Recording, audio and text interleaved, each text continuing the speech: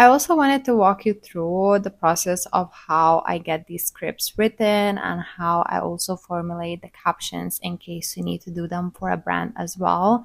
So I usually follow the same structure, a very simple structure, which is a hook, a body, and a call to action. So a hook could be a verbal, it could be a text, or it could be a visual hook as well, depending on your preferences or what you have in mind. I'm also gonna list some hooks within this course for you to take some inspiration from or even copy. That's completely fine.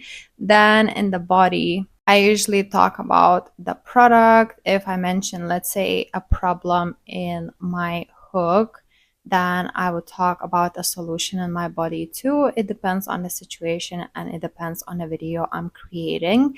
And then at the end, I'm finishing everything off with call to action, because we all know, and I think we've all been in that place where we forget to interact with the video on social media, we forget to engage.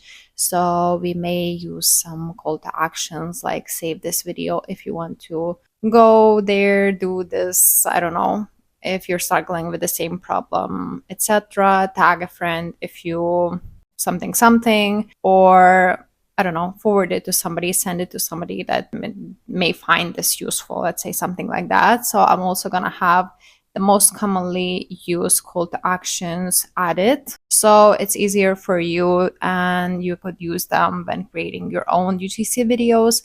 Of course, this is once again gonna be discussed with the brand, and you could see what the brand wants from you and how the brand wants you to finish off that video.